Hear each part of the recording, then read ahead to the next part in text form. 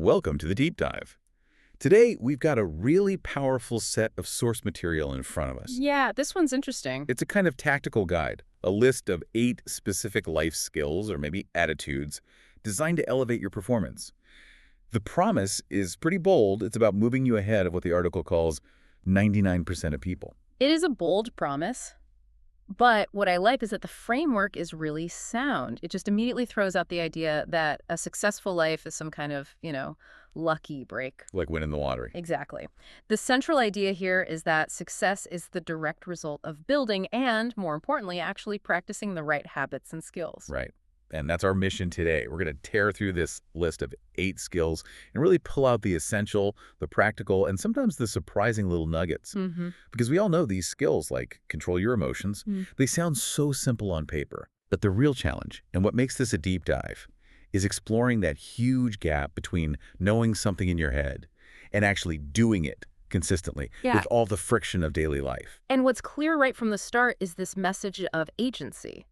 These aren't passive traits you're born with. It's not about waiting for opportunities to fall in your lap. No. It's about building the capacity to go out and create them yourself. The sources treat this whole thing not as innate talent, but as a series of practiced, repeatable actions. Okay, so let's jump in. Let's start with the first 2 skills. They seem to be all about establishing your professional edge, making sure you're valued correctly. Yeah, they set the foundation. Skill number 1 deals directly with your compensation and how you're recognized. It's called exceeding expectations at work. Right, and we all get the basics here. We have this fear of just meeting the standard because if you fall below it, you get criticized. But the key nugget from the source material is how precise the strategy is. If you want more money, more opportunities, the secret is to exceed expectations, but only slightly. And that word slightly, I think that's the whole game right there. It's crucial. It is. It's not about being the office martyr who's working 80 hours a week and just completely destroying their personal life. No, because that's not sustainable. That level of massive overperformance, it rarely lasts. And even worse, the company just quickly takes that new level of effort and makes it your new unpaid baseline. Precisely. You shift the baseline, but you do it without burning yourself out. I mean, we have to talk about the risk, right? Yeah. If you go from meeting standards to just dramatically exceeding them all the time, that expectation just permanently goes up, often without a pay raise to go with it. So the source is warning you. Don't become indispensable in a way you can't maintain.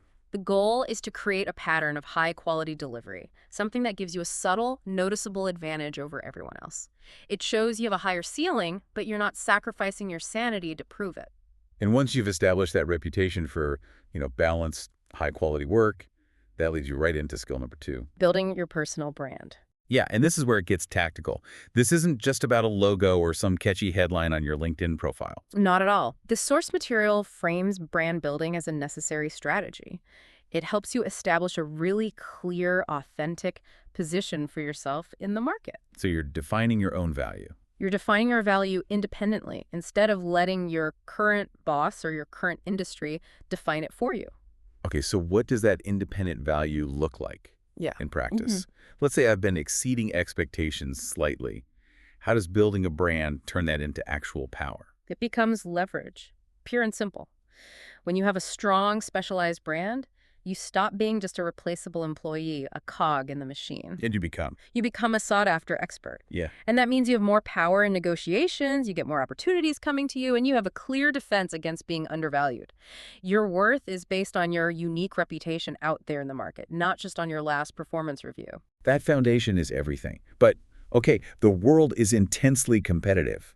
It's not enough to just have a good reputation. You need to actively participate. Right. Which brings us to the next section, what the sources call the competitive toolkit. The specific skills you need to succeed in that environment. Exactly. The source lays out 3 core abilities you absolutely have to develop to get ahead of other people.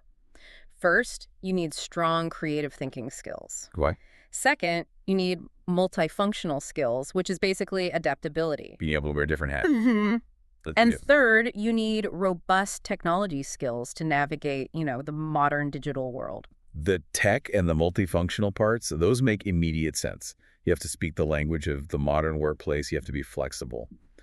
But I want to zoom in on that creative thinking piece. Good idea. Because the source material gives it a very specific and I think vital purpose. It does. It calls people who have real creative thinking skills opportunity creators for themselves. And that's it. That's the distinction that changes the whole game. It really is. They aren't just sitting around passively waiting for the next job listing to pop up or for their manager to finally spot their talent and give them a promotion. No, they're actively generating those opportunities, both inside their own companies and, externally in the wider market. They can look at the landscape, see the gaps, see the inefficiencies, and then figure out how to create new value where there was none before. So it's the difference between being a problem solver and being, what, a value architect. That's a great way to put it. For example, you see a system that's inefficient. A creative thinker doesn't just fix it. They build an entirely new, streamlined process, package it up, and then offer it to management or even to external clients. They're shifting from reactive to profoundly proactive. Yes, and that one skill, that one shift in mindset, it can change the entire trajectory of your career. Okay, so moving on from building the toolkit to really accelerating your own personal development, we have to look at how we learn, how we absorb information. This brings us to skill number 4. Learning from talented people. This one feels almost like common sense, but the source frames it with urgency. It really emphasizes this principle of proximity. It just flat out states that your personal development gets a massive speed boost when you put yourself directly near capable, talented individuals. You will progress faster. Much faster than if you just try to figure it all out on your own through trial and error. It's like standing next to a nuclear reactor, right? The energy just transfers to you. And the advice here is strong. Don't let these opportunities slip away. Right. That could mean taking a mentor who's known for being difficult, or maybe taking a job that seems a little bit beneath you if it puts you in the same room as a genius. Or just tolerating really high standards that you're not used to. The price you pay for admission is worth the speed of your learning. And that idea of higher standards flows perfectly into skill number 5, which is often the most, let's say, emotionally challenging part of development. For sure, receiving feedback constructively. This is where the ego really gets tested. When someone gives you direct, critical feedback, even when you know deep down it's accurate, that first gut reaction is always defensiveness.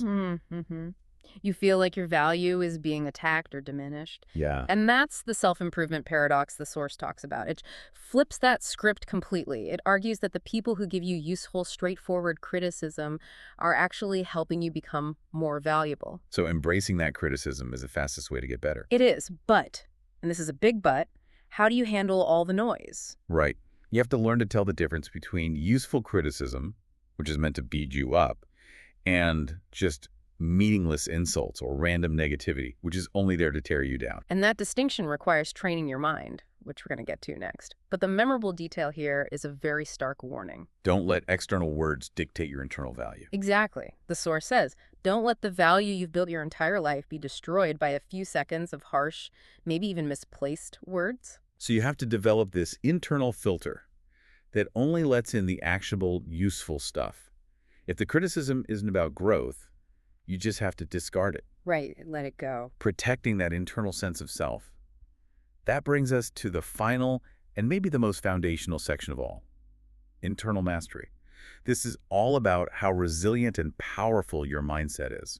Starting with skill number 6, controlling emotions and mind. The link here is so direct you can't deny it. The source material basically says if you lose your temper easily, you are actively blocking your own life from getting better. It's not a personality trait. Emotional control is a critical skill, and it requires constant, diligent practice. And the cost of losing control is almost always bigger than whatever you were initially frustrated about. You burn relationships, you lose focus, you make bad decisions based on a temporary feeling. And if we follow that idea, the power of a trained mind, the payoff is just immense. The sources argue that this kind of training gives you control over the very meaning of your own life. Say more about that. Yeah. People with trained minds don't let external circumstances or temporary setbacks decide their permanent state of happiness or suffering. Wow. That is incredibly powerful. You decide the story, not the event. Right. And that mindset perfectly sets up skill number 7, cultivating a positive perspective on life.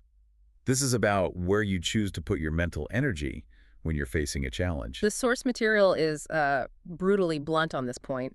It actually says there is no place in this universe for people who only see the disadvantages and ignore their advantages. It's a mandate then, Yeah. to shift your perspective from scarcity to abundance. It is. You have to actively look for what you have and what you can do instead of just dwelling on what's missing or what's been taken from you. But let's push back on that for a second. That's a pretty stark claim. What does the source offer someone who is facing genuinely difficult, maybe even systemic disadvantages? How do they just make that shift when the deck feels stacked against them? The shift comes from reframing the moment of difficulty itself. The source defines problems and hardships not as these insurmountable walls, but as the starting point of change. Oh, okay. So every crisis, every disadvantage, it becomes an opportunity for innovation, but only if you look at it from the right angle and approach it with a creative, action-oriented mindset. You're using the pressure of the crisis to force an evolution. That reframing is the skill that feeds right into the very last one on the list, managing failure. Because failure is guaranteed. It's Right. guaranteed, but your response is what determines everything. Like the source material is actually quite compassionate here.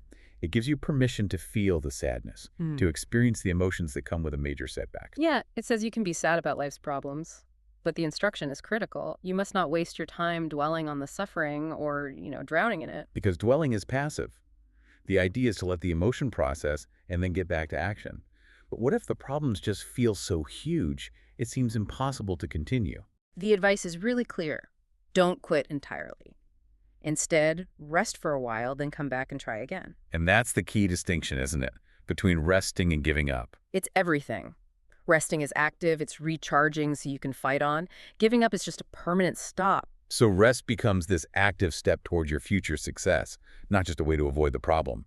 It's time spent healing and learning. And the final reassurance that holds this all together is so important. One failure does not define your entire future. It's just a powerful and, painful lesson that will absolutely lead to strength, but only if you actually integrate what you learned from it.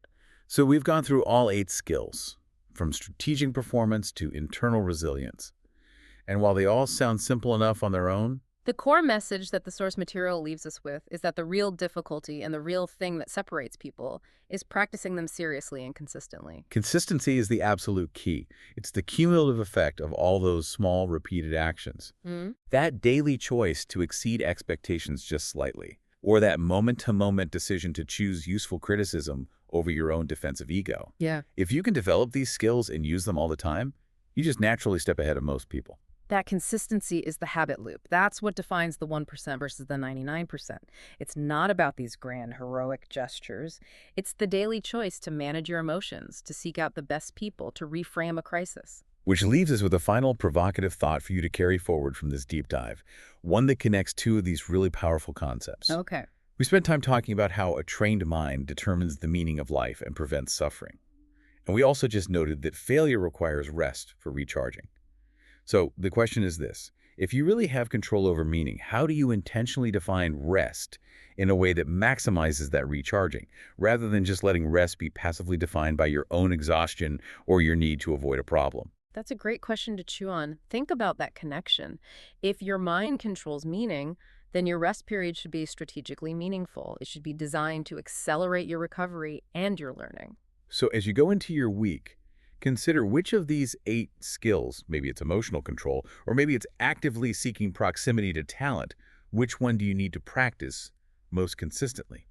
That small, consistent shift is what will create all the momentum. Thank you for sharing this essential source material with us for this deep dive into these foundational success skills. We'll be back soon with more insights.